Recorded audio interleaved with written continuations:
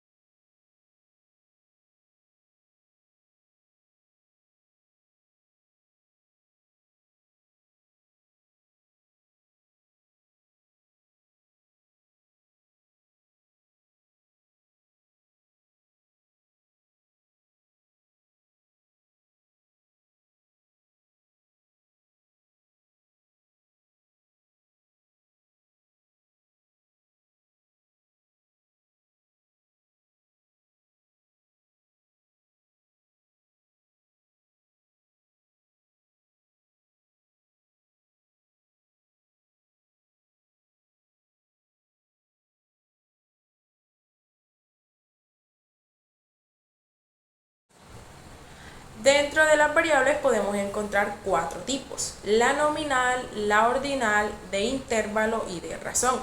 La nominal ocurre cuando solo podemos decir que dos valores son distintos, usualmente son categorías o identificadores. La ordinal ocurre cuando podemos decir que un valor es mayor o menor que otro, y dicho de esta forma o dicho de otra manera, podemos ordenar o establecer relaciones de orden entre los dos valores de la variable. Sin embargo, no podemos cuantificarla la diferencia entre un valor u otro. De intervalo. Es una escala que se utiliza para variables cuantitativas que tienen lo que se conoce como un cero por convección, o un cero que existe porque se combinó que ese valor sea, pero no implica la ausencia de una variable. Esto hace que tenga sentido calcular la diferencia o intervalo entre dos valores distintos, pero no la razón entre los valores. Y finalmente, la variable de razón. Esta la utilizamos cuando la variable es cuantitativa y esta tiene un cero absoluto, o cuando el cero significa efectivamente ausencia. Esto implica que sí tiene sentido calcular razones entre los valores. Por ejemplo, si medimos el número de habitantes de un país, si el valor es cero, esto implicaría ausencia de habitantes. Y tiene todo el sentido del mundo, es decir, que un país tiene el doble de habitantes que otro.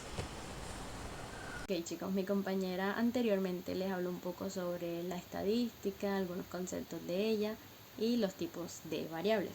Sin embargo, ahora es necesario abarcar la distribución de las frecuencias para datos no agrupados.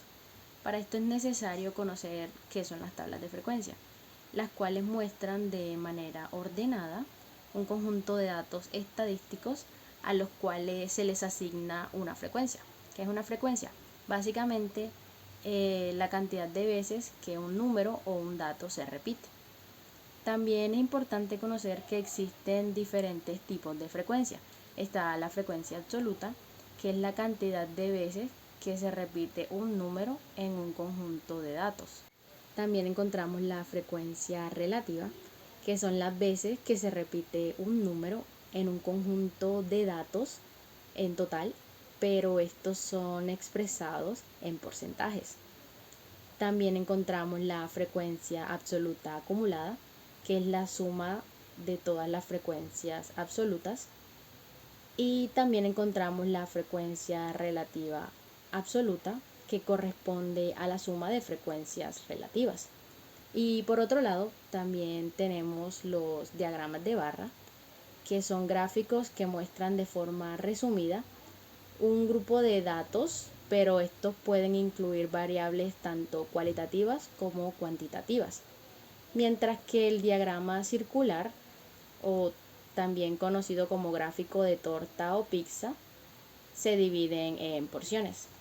Entrando un poco más en cuanto a las medidas descriptivas para datos no agrupados, primero que nada es necesario definir qué es la media aritmética. Y esta básicamente es un tipo de media que otorga la ponderación pero a todos los valores. Y ustedes se estarán preguntando, ¿qué es la mediana? Bueno, básicamente esta es un estadístico de posición central que parte de la distribución de 2. ¿Qué quiere decir esto? Bueno, básicamente es que dejan la misma cantidad de valores de un lado que del otro. ¿Y cómo hacemos para calcular la mediana?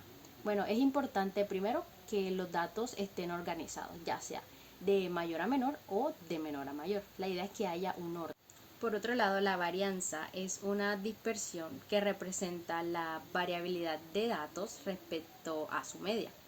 Y ustedes se estarán preguntando, ¿esta cómo se calcula? Bueno, generalmente se suman los residuos al cuadrado y se dividen entre el total de observaciones, aunque también hay personas que calculan la desviación típica pero al cuadrado. Mientras que la desviación estándar, o como también es conocida desviación típica, es una medida que ofrece información sobre la dispersión media de una variable, y algo que tienen que tener en cuenta es que esta siempre es mayor o igual que 0. Y por último, pero no menos importante, el coeficiente de variación, que básicamente es una medida estadística que nos informa acerca de la dispersión relativa de un conjunto de datos, al igual que si una variable se mueve mucho, poco, o es más o menos que otra. Ejercicio práctico.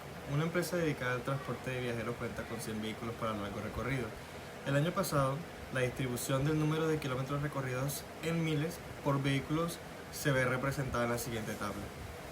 En la siguiente tabla se puede ver cómo 20 vehículos recorrieron 100.000 kilómetros, 10, 120.000, 60, 160.000, 5, 230.000 y otros 5 vehículos recorrieron 250.000 kilómetros.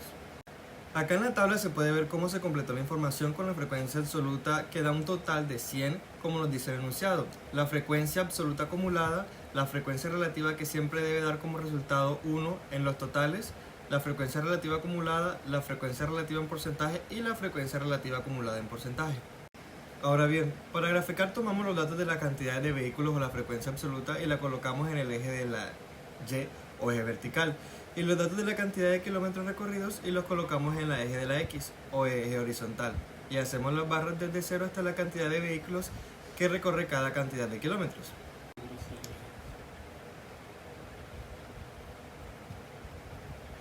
Por lo visto en la gráfica se nota que la mayoría de vehículos ha recorrido un total de 160.000 kilómetros y asimismo que muy pocos tienen un recorrido de 230.000 kilómetros y de 250.000 kilómetros. Ok. 150. Dale. Para calcular el promedio de kilómetros recorridos por vehículo, primero debemos multiplicar la cantidad de kilómetros recorridos X por la frecuencia y esto nos da un total de 15.200. Este resultado lo vamos a dividir por la cantidad de frecuencia absoluta que es 100, dando como resultado 152.000 kilómetros. La desviación estándar es la raíz cuadrada de la sumatoria de los datos de X menos el promedio al cuadrado. Y esto dividido en el total de la frecuencia absoluta. De este modo la sumatoria nos da raíz cuadrada de 19.480 entre 100, 13.95.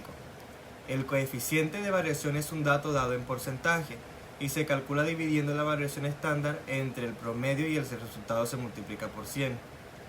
Para este caso tenemos que 13.95 entre 152 por 100 nos da 9.18%. Por tanto, el coeficiente de variación es 9.18%. Es decir, que la variación que existe entre vehículos al calcular la distancia recorrida es de 9.18%.